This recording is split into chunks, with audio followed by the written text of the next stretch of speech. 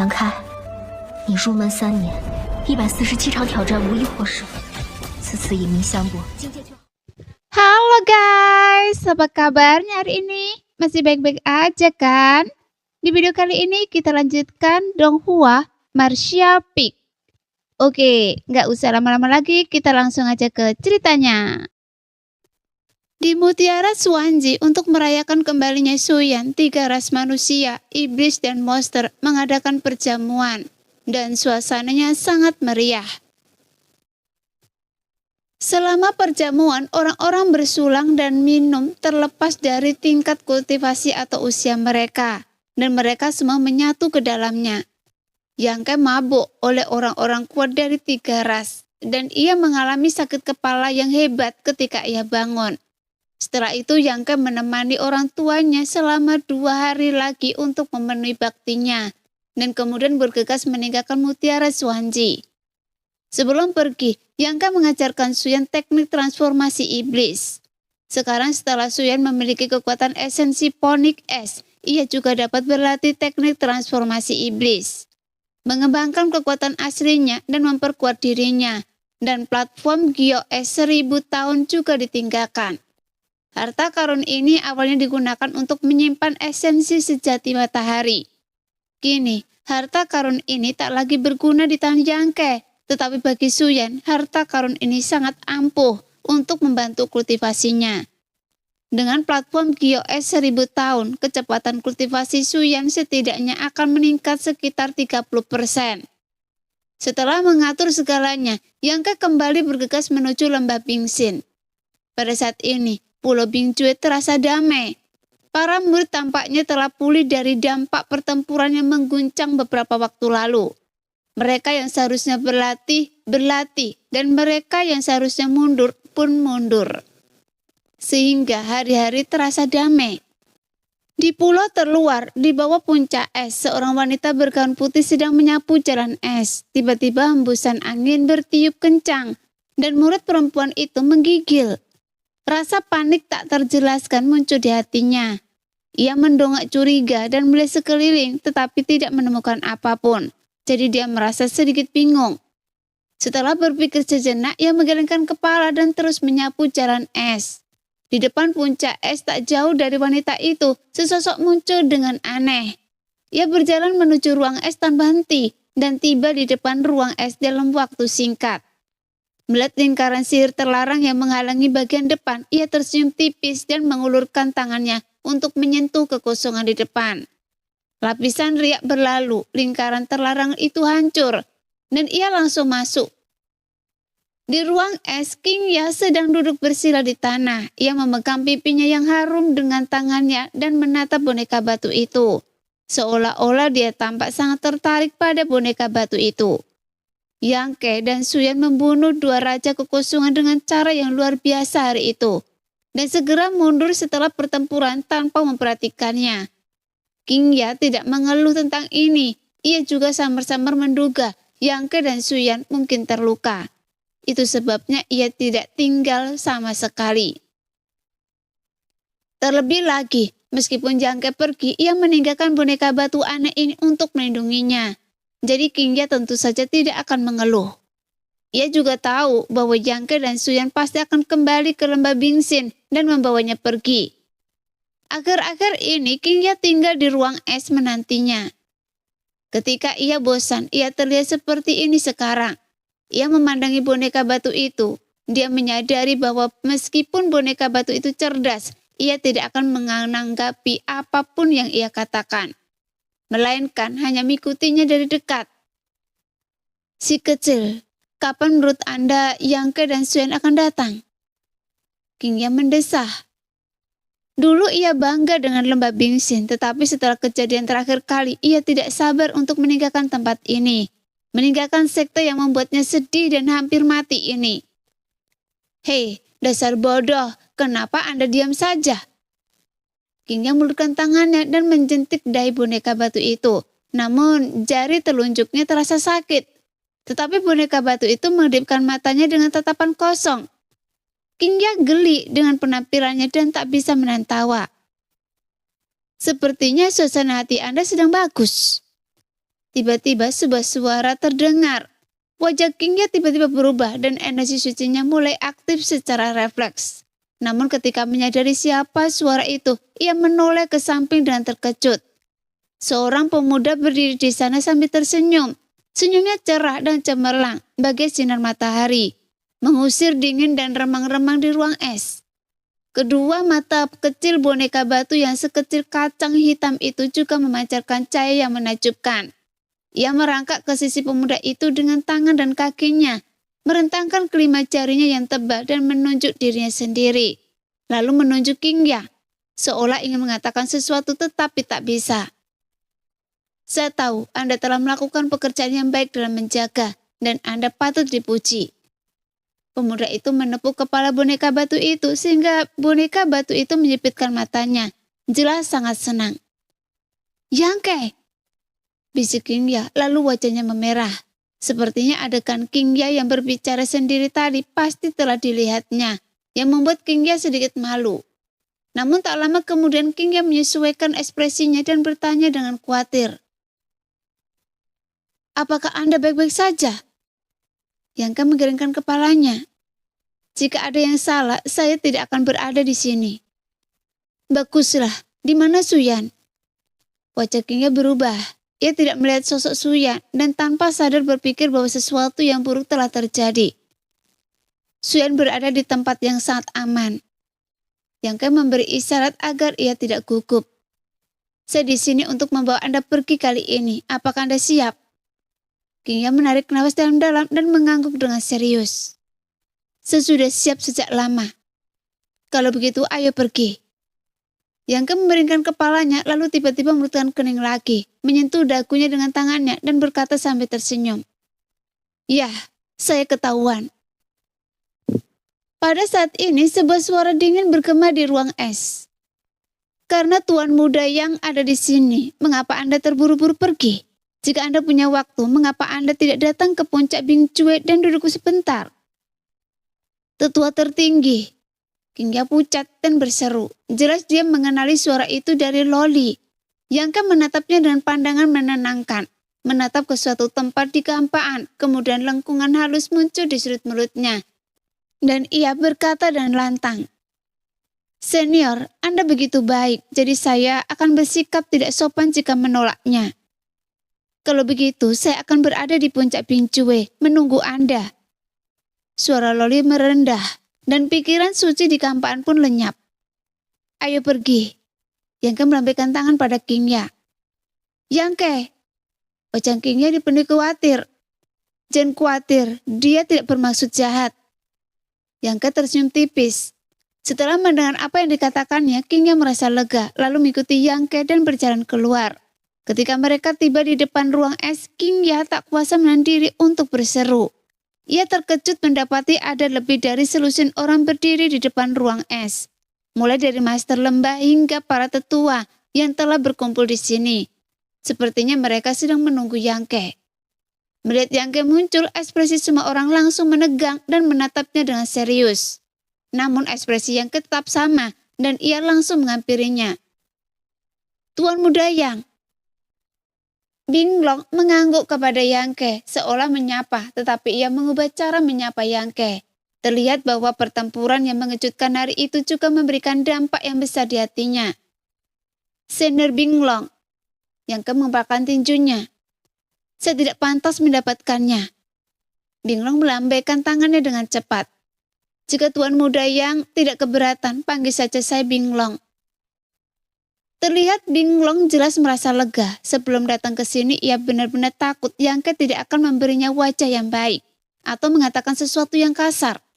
Ia sudah mempersiapkan diri untuk menanggung penghinaan, tetapi ia tidak menyangka Yangke akan bersikap hangat dan santai.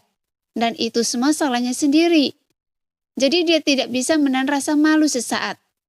Sepertinya Yangke benar-benar tidak memiliki permusuhan terhadap lembah Bingsin. Jadi Binglong merasa lega. "Kalau begitu, tolong minta Nona Bing untuk memimpin jalan." Yangke mengangguk.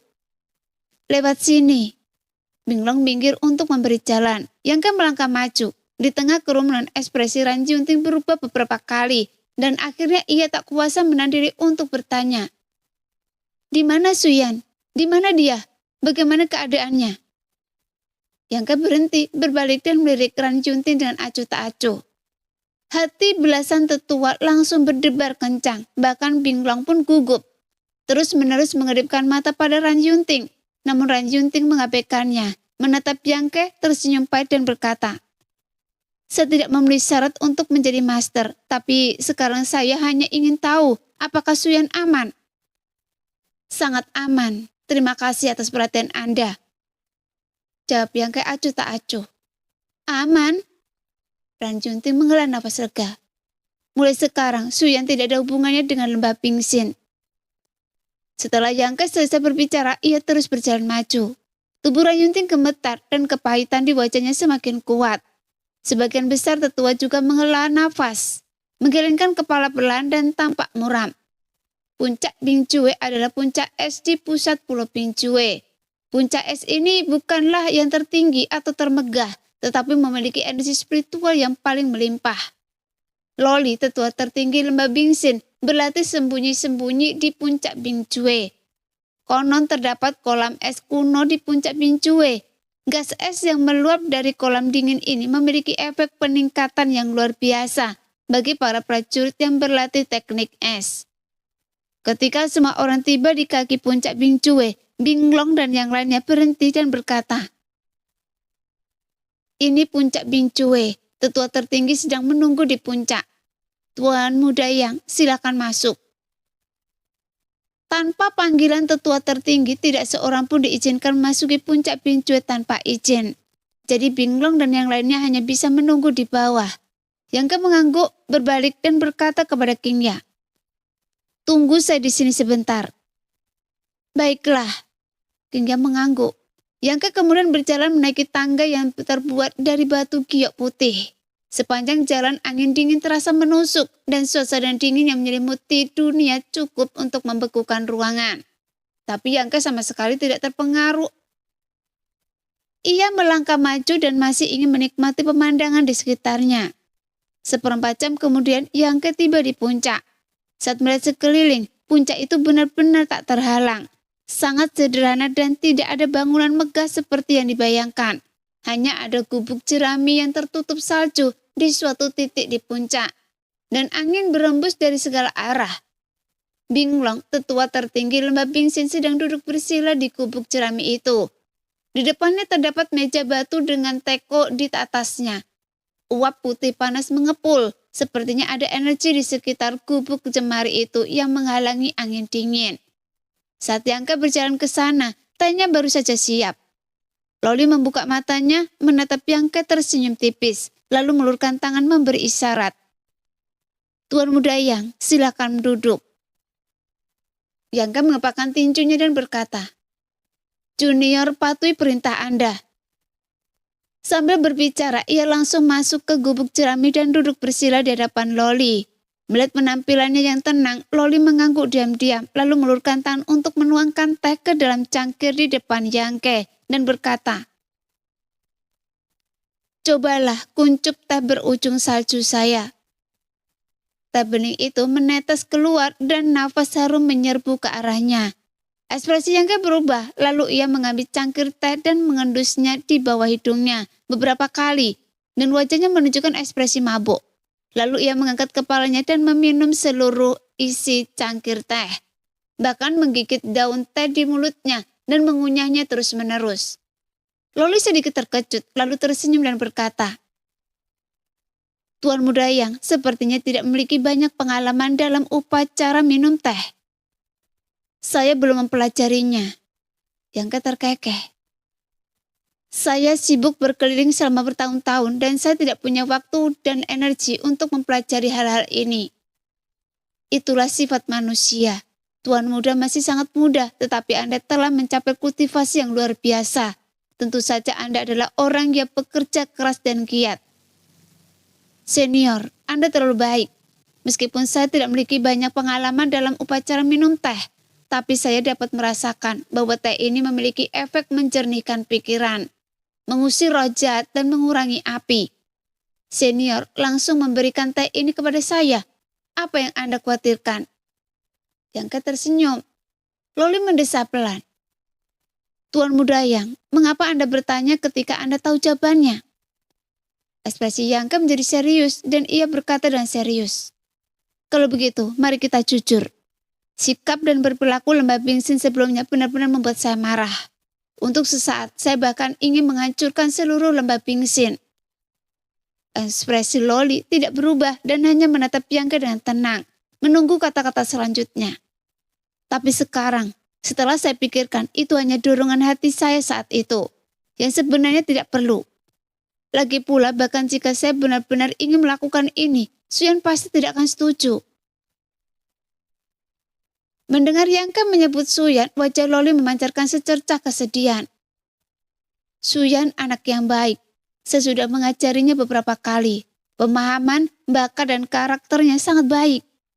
Jika bukan karena kejadian ini, Suyan di masa depan pasti akan menjadi pilar Lembah Bingsin dan membawa Lembah Bingsin menuju kejayaan baru. Sayangnya, tidak ada kata jika. Yangke tersenyum dingin. Kali ini, Lembah Bingsin salah. Dan saya salah. Tuan Muda Yang murah hati, lupakan masa lalu dan saya akan berterima kasih. Sambil berbicara, Loli berdiri dan membungkuk kepada Yangke. Melihat itu Yangke merutkan kening, tetapi ekspresinya mereda. Setelah berpikir sejenak, dia berkata, Senior, Anda melebih-lebihkan. Anda adalah seorang kultivator master alam Raja Kekosongan yang kuat. Dan saya hanya berada di level ketiga alam kembali kekosongan. Jadi Anda benar-benar mempermalukan saya dengan mengatakan ini. Loli menggelengkan kepalanya dengan serius. Lebih baik menindas yang tua daripada yang muda. Saya memang tua, tapi Anda masih punya masa depan yang cerah. Meskipun saya agak picik, tapi saya juga tahu masa depan Anda akan cerah. Yangke tertawa. Terima kasih atas kata-kata baik Anda, senior. Setelah tawanya berhenti, Yangke berkata dengan sungguh-sungguh. Karena Anda begitu jujur, maka saya akan jujur pada Anda. Mulai sekarang, Suyan dan Qingya bukan lagi murid Lembah Bingsin. Dan saya tidak akan lagi peduli dengan semua yang dilakukan Lembah Bingsin sebelumnya. Secercah kesedihan melintas di wajah Loli dan ia mengangguk pelan. Baguslah, Lembah Bingsin yang tidak memiliki berkah dan kesempatan, jadi saya tidak akan menyalahkan orang lain. Senang Anda berpikir begitu, senior. Yangke mengangguk puas. Sekarang Loli masih muda, diajak bicara. Meskipun Yangke datang ke sini terutama untuk membawa Qingya pergi, tapi dia juga berniat ingin bertemu dengan tetua tertinggi Lembah Bingsin dan menarik garis yang jelas antara Suyan dan Lembah Bingsin. Bagaimanapun, Lembah Bingsin telah membesarkan dan mendidik Suyan dan Qingya selama lebih dari 30 tahun, dan jasanya sangat besar. Meskipun Yangke sangat marah dan kecewa di menit-menit terakhir, ada beberapa hal yang perlu diklarifikasi. Baiklah, kita sudah selesai membicarakan urusan pribadi, mari kita bicarakan bisnis. Ekspresi Yangke berubah dan ia menatap Loli sambil tersenyum. Ia tampak seperti seorang pencari keuntungan seolah-olah akan berspekulasi. Loli tertegun. Bisnis? Bisnis apa? Meskipun ia sangat cerdas, namun ia tidak dapat mengimbangi perubahan pikiran Yangke. Sekte Huayo dan Lembah Bingsin telah berperang di Bintang Cilan selama ribuan dan puluhan ribu tahun. Dan mereka memiliki perseteruan darah yang tak terlupakan. Banyak murid Lembah Bingsin telah tewas di tangan para pejuang Sekte Huayo. Sekarang, tetua tertinggi Sekte Huayo Cihuo telah saya bunuh. Apa Anda tidak punya ide, senior? Yangke menatap Loli sambil tersenyum lalu berkata perlahan. Misalnya, memotong rumput liar dan mencabutnya untuk mencegah masalah di masa mendatang. Wajah Loli berubah dan ia menatap Yangke dengan kaget. Ternyata adalah orang yang kejam dan tak berperasaan. Kalau saya tidak kejam, saya tidak bisa berdiri teguh. Yangke mencibir, tapi mata indah Loli berbinar. Kalimat ini diapresiasi oleh kalangan elit dan rakyat jelata. Saya meremehkan Anda. Apa maksud Anda, senior? Sejujurnya, Tuan Muda, saya sudah lama punya ide ini. Setelah kematian Ciwo, Sekte Huayo tidak memiliki pemimpin. Sekarang memang saat yang tepat untuk memahami 10.000 tahun perseteruan antara kedua sekte. Tapi saya tak berdaya. Yang tampak memikirkan sesuatu dan mengangguk pelan. Senior, apa yang Anda maksud adalah luka tersembunyi dan bahaya tersembunyi di dalam diri Anda? Tuan muda, Anda punya mata yang tajam. Loli tidak menyangkanya. Luka tersembunyi di tubuhnya disebabkan oleh kesalahan yang ia buat dalam latihan terakhirnya. Adapun bahaya yang tersembunyi, mereka tertinggal ketika dia memutuskan untuk menyerahkan Suyan dan memperburuk situasi Suyan. Itulah sebabnya Loli hanya diam saja. Jika tidak, menurut perselisihan antara kedua sekte, Loli telah pergi ke pegunungan Huayo dan menghancurkan sekte Huayo pada hari Cihuo terbunuh. Meski begitu, dengan metode senior, apakah tidak ada cara untuk menghadapi sekte Huayo? Yang curiga. Tuan muda, Anda bercanda. Loli tertawa dan menggelengkan kepalanya.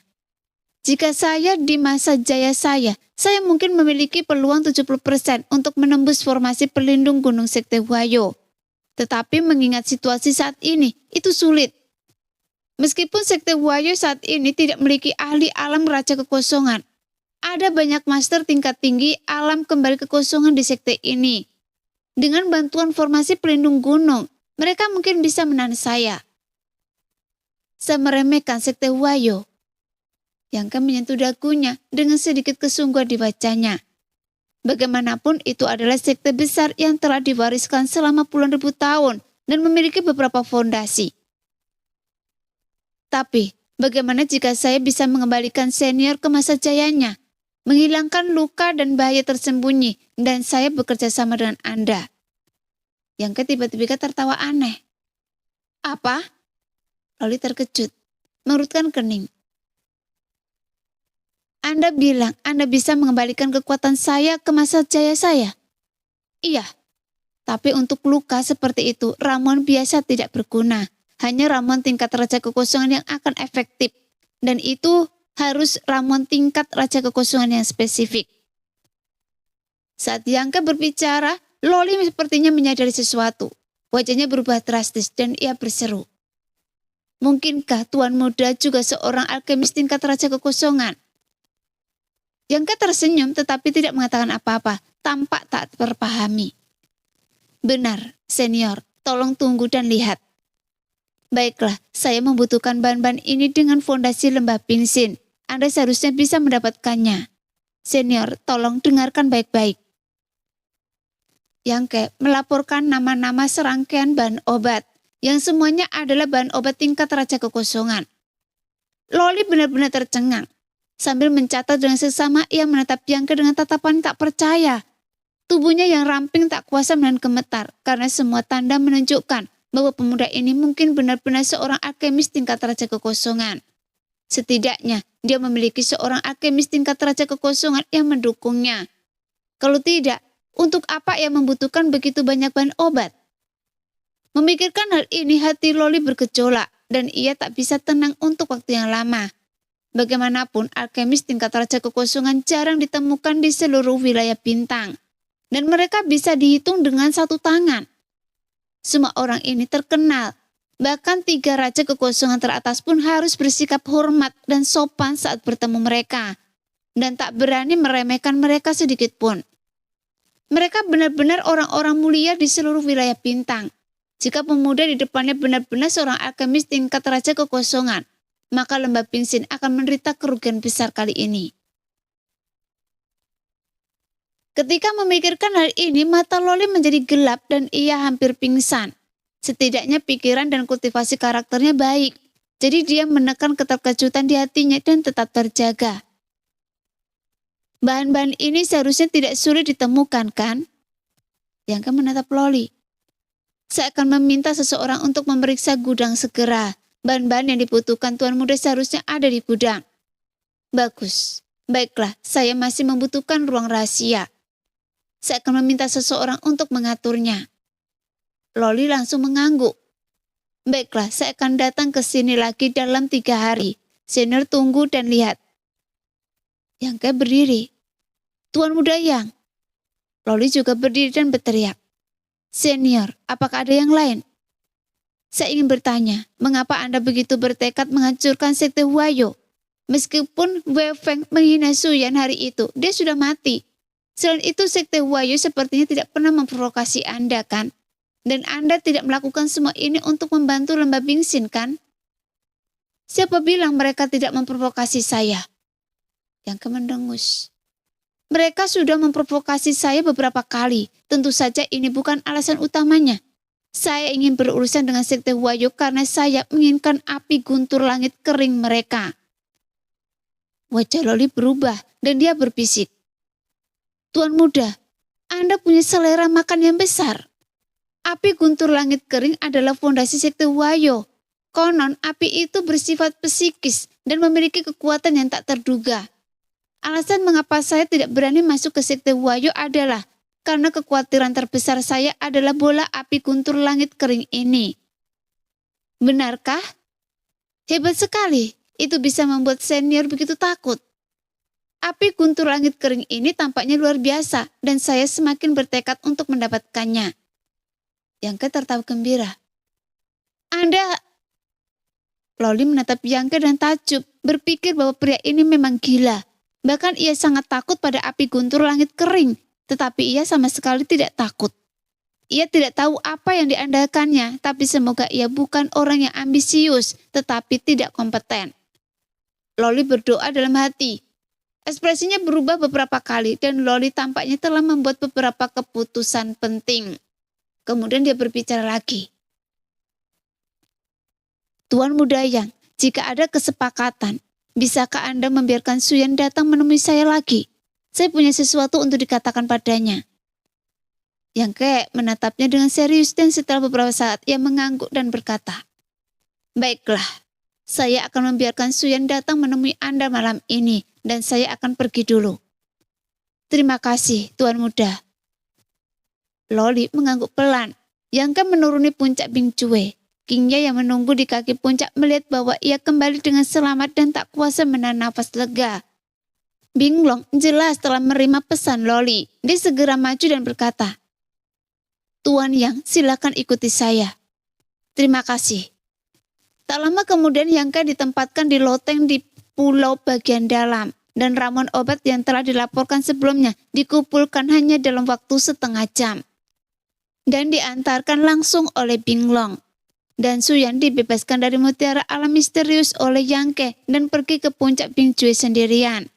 Meskipun Yangke tidak tahu mengapa Loli ingin bertemu Suyan, tapi dia bisa merasakan bahwa wanita ini tidak memiliki niat buruk terhadap Suyan. Ia bahkan merasa bahwa ini adalah kesempatan Suyan. Pada saat ini, penampilan Suyan yang aneh mengejutkan tetua Lembah Bingsin yang berjaga di luar loteng. Dia belum pernah melihat Suyan memasuki loteng, tetapi ia keluar dari sana. Untuk sesaat mereka tidak mengerti apa yang sedang terjadi. Tapi Yangke tetap di loteng dan mulai memurnikan ramuan. Namun bukan berarti seseorang dapat memberikan ramuan tingkat raja kekosongan. Menurut pemahaman Yangke tentang seni alkimia sejati, jika seseorang ingin memberikan ramuan tingkat raja kekosongan, seseorang harus memiliki pemandu ramuan yang hebat. Tapi pemandu ramuan bersifat spiritual, dan ramuan yang dimurnikan dapat disebut ramuan. Yangke memposisikan pemandu ramuan sebagai ramuan batin binatang iblis berkualitas tinggi. Ramuan batin binatang iblis mengandung roh binatang iblis, sehingga secara alami sangat spiritual dan memenuhi persyaratan. Namun Yangke tidak memiliki ramuan batin binatang iblis tingkat 10. Begitu pula Lembah Bingsin. Meski begitu, Lembah Bingsin memiliki banyak ramuan batin binatang iblis puncak tingkat 9. Dan salah satunya termasuk di antara bahan-bahan yang disediakan sebelumnya. Selama 3 hari berikutnya, Yangke menyendiri. Dari waktu ke waktu beberapa suara dan gerakan aneh datang dari loteng. Dan kemudian dengan loteng sebagai pusatnya, aroma obat menyebar ke seluruh tempat. Sebelumnya Binglong dan yang lainnya yang telah mendengar kabar dari Loli tercengang dan berjaga di luar loteng. Rahang mereka hampir ternganga. Yangke ternyata adalah seorang alkemis yang luar biasa. Meskipun tidak diketahui apakah ia dapat memurnikan ramuan tingkat raja kekosongan, tapi gerakan seperti itu saja sudah cukup untuk menunjukkan bahwa ia telah membuat prestasi besar dalam alkimia. Tetapi bagaimana ini mungkin? Yang Ke tidak terlihat sangat tua dan cukup luar biasa, bahwa ia dapat mencapai tingkat ketiga dari alam kembali kekosongan dengan kultivasinya. Bagaimana dia bisa memiliki energi ekstra untuk mempelajari jalan alkimia? Terlebih lagi, ia telah melangkah sejauh ini di jalan ini. Sampai saat ini, Binglong dan yang lainnya menyadari betapa mengerikannya sosok Yang Ke. Sehingga mata para tetua yang menatap Loteng perlahan-lahan menjadi takjub. Seiring berjalannya waktu, gerakan-gerakan aneh yang datang dari Loteng menjadi semakin jelas dan ada sinar cahaya redup yang mengalir keluar darinya. Aroma ramuan yang melayang di udara menjadi semakin kuat. Saat aromanya memasuki hidung, membuat semua orang tercerahkan dan merasa nyaman. 3 hari berlalu dengan cepat dan pintu loteng tidak dibuka oleh siapapun. Kemudian suara Yang Ke datang dari dalam. "Senior Binglong, silakan masuk dan bicara." Wajah Binglong menegang dan bergegas maju. Setelah masuk ke loteng, ia keluar lagi setelah beberapa saat dengan ekspresi gugup dan gembira. "Master Lembah, bagaimana situasinya?" Tetua Agung dan Ranjunting yang lainnya melihat dengan penuh semangat. Mereka juga mendapat kabar bahwa Yang Ke sedang memberikan ramuan untuk tetua tertinggi akhir-akhir ini. Dan pada saat ini mereka tentu saja ingin tahu hasilnya. Namun Binglong tidak mengatakan apa-apa, tetapi hanya menunjukkan botol giok putih di tangannya, lalu mengambil kembali cincin ruang angkasa tanpa mengucapkan sepatah kata pun. Dan dia bergegas menuju puncak Bing Cue dengan kecepatan tinggi. Apakah dia benar-benar berhasil? Wajah Ranjunting memucat, bergumam pada diri sendiri. Para tetua lainnya menatap sosok Binglong yang menjauh, lalu menatap Ranjunting. Beberapa dari mereka menghela nafas pelan dengan sedikit rasa bersalah di mata mereka. Meskipun mereka semua tahu bahwa jika mereka berada di posisi Ranjunting, mereka mungkin akan membuat pilihan yang sama ketika Cihuo dan Lohe datang ke lembah Pingsin hari itu. Merelakan Suyan dan menyelamatkan sekte. Namun penampilan Yang Ke yang aneh dan potensinya yang besar tetap membuat mereka menyesalinya. Jika mereka tidak melakukan itu saat itu, tetapi berjuang untuk melindungi Suyan, betapa hebatnya. Jika demikian, mereka bisa menjalin hubungan dengan Yang Ke, seorang alkemis tingkat raja kekosongan.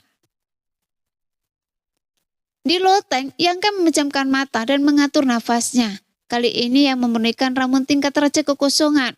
Dan ramuan itu memberinya beberapa wawasan yang luar biasa. Kebetulan, Loli juga membutuhkan waktu untuk menyempurnakan khasiat ramuan tersebut. Memulihkan diri dari luka-lukanya dan menembus bahaya yang tersembunyi di benaknya, sehingga ia merasa lega dan berani untuk memahaminya. Ketika Loli pulih dari luka-lukanya, tibalah waktunya untuk melancarkan serangan besar-besaran terhadap sekte Huayo. Bagaimanapun, Yang Ke ingin menghancurkan sekte Huayo. Sebagian karena api guntur surgawi kering. Para master sekte Huayo yang pernah ditemuinya sebelumnya semuanya telah mempraktekkan seni rahasia api guntur surgawi kering. Dan api guntur surgawi kering memiliki efek yang besar dalam meningkatkan kekuatan roh burung api roh. Sebagian alasannya tentu saja karena mereka telah memprovokasi seseorang yang seharusnya tidak mereka provokasi. Dan Yang Ke sendiri telah mengalami beberapa perselisihan dan keluhan dengan sekte ini dan memiliki kesan yang sangat buruk tentang mereka. Suatu hari kemudian, Yang Ke perlahan membuka matanya dan mengangguk puas. Untuk meningkatkan jalan alkimia, ia benar-benar harus berlatih lebih banyak. Memurnikan ramuan tingkat raja kekosongan pernah memungkinkannya untuk mengumpulkan banyak pengalaman. Jika ia memiliki cukup bahan untuk berlatih secara teratur, Yang Ke merasa kemampuan alkimianya seharusnya dapat meningkat secara cepat. Pada saat ini, seseorang menatapnya dari samping, dan Yang Ke menoleh untuk melihat Qingya yang tampak seperti hendak mengatakan sesuatu tetapi berhenti. "Saudari Qingya, katakan saja apa yang ingin Anda katakan." Yang Ke tersenyum tipis. "Apakah Anda juga ingin saya membantu Anda memberikan ramuan?" Tidak. Qingya melambaikan tangannya dengan cepat, ragu-ragu sejenak dan akhirnya berkata, "Ini tentang Qian Ho." Qian Ho? Yang mengangguk. Salah satu tetua dari mantan sekte es adalah saudara kandung Qian Yue. Ia juga datang ke Bintang Qinlan bersama Qingya dan Suyan. Tetapi karena jenis kelaminnya, ia tidak dapat memasuki lembah Bingxin. Untungnya, Ran Yunting mengatur agar ia berada di lembah sekte di bawah lembah Bingxin. Dan yang mendengar, dia telah melakukannya dengan baik selama bertahun-tahun. Apakah Anda ingin dia meninggalkan sekte itu? Yang segera mengerti apa yang dimaksud Qingya. Iya, sekarang Suyan dan saya bukan lagi murid lembah Bingxin. Jika Qian Ho masih tinggal di sekte itu, dia pasti akan dibenci. Dan karena kita semua sudah bersatu kembali, tidak ada alasan untuk membiarkan Qian Ho sendirian di luar. Jadi saya ingin dia kembali. Gampang. Yang tersenyum tipis, dan indera spiritualnya menjelajah keluar, lalu mengirim beberapa patah kata kepada seseorang. Setelah beberapa saat, dia tersenyum pada Qingya dan berkata, Qian Ho akan datang besok, dan kalian dari sekte es bisa berkumpul kembali. Terima kasih. Qingya dipenuhi dengan emosi. Sekte es yang dulu adalah kekuatan terkuat di benua Tongsuan. Meskipun tidak banyak murid di sekte itu dan tidak terkenal, semua orang berpengaruh yang sedikit berpengaruh tahu tentang keberadaan sekte es. Hidup di sudut, hidup terasa damai. Tapi sekarang hanya tersisa 4 orang di seluruh sekte es. Melihat kembali masa lalu, Qingya semakin menghargai masa sekarang. Dan Suyan menemukan pria yang baik. Setelah tertegun sejenak, Qingya menatap Yang dengan senyum puas di wajahnya. Dan efisiensi lembah Bingxin masih sangat tinggi. Pada hari kedua, Qian Ho benar-benar datang ke Pulau Bingcue. Setelah melihat Qingya, ia merasa sangat ramah dan sempat bertanya tentang keadaannya. Setelah melihat Yang, ia tertegun, seolah-olah melihat hantu di siang bolong. Setelah menggosok matanya beberapa kali, ia memastikan bahwa Yang benar-benar muncul di hadapannya, dan itu bukan ilusinya. Oke, kalian bertemu lagi setelah sekian lama, seharusnya banyak yang ingin kalian bicarakan. Tenangkan pikiran Anda dan saya akan mengirim Anda ke suatu tempat. Dan ada orang yang menunggu Anda. Yang tersenyum dan memberitahu Qingya dan Qian Ho. Namun keduanya tidak banyak bertanya dan langsung menenangkan pikiran mereka. Yang membuka tangannya dan sebuah kekuatan tak terlihat menyelimuti keduanya. Detik berikutnya Qingya dan Qian Ho menghilang dan muncul di Mutiara Xuanji. Sekarang kakak beradik itu bertemu Qian Ho dan Qian Yue menangis bahagia. 10 hari kemudian Yang tiba-tiba mendengar pesan Loli dan segera meninggalkan loteng dan pergi ke puncak Bingcue. Suara Loli jauh lebih baik dari sebelumnya. Mungkin karena ramuan tingkat raja kekosongan telah berefek. Tapi Yang tidak tahu apa yang ingin dilakukannya sendiri untuk pergi ke puncak Bingcue kali ini. Tetapi ia samar-samar menduga itu pasti ada hubungannya dengan Suyan. Bagaimanapun sejak hari Suyan memasuki puncak Bingcue, dia tidak pernah muncul lagi. Tapi Yang tidak khawatir karena menurutnya Suyan sangat aman. Tak lama kemudian Yang tiba di puncak Bingcue. Puncak itu tampak sederhana seperti biasa, hanya menyisakan gubuk beratap jerami dengan udara yang merembes dari segala arah. Tak ada yang lain. Loli duduk bersila di dalam gubuk beratap jerami itu, nafasnya teratur dan wajahnya tampak sangat kemerahan, yang menunjukkan bahwa luka-lukanya telah sembuh. Anda di sini.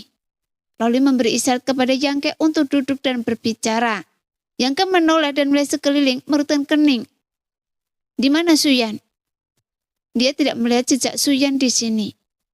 Tuan muda dan Suyan sepertinya memiliki telepati magis. Tidak bisakah Anda mendeteksi keberadaannya? Loli tersenyum tetapi tidak menjawab. Anda sedang menguji saya. Yang sedikit mengangkat sudut mulutnya dan matanya langsung tertuju pada sebuah kolam dingin tak jauh dari sana. Kolam dingin itu hanya sekitar 5 kaki persegi dan air di dalamnya begitu jernih sehingga orang-orang dapat melihat tembus pandang. Tapi tidak diketahui seberapa dalamnya. Demikianlah cerita hari ini. Kita lanjut lain hari ya guys ya. Bye-bye.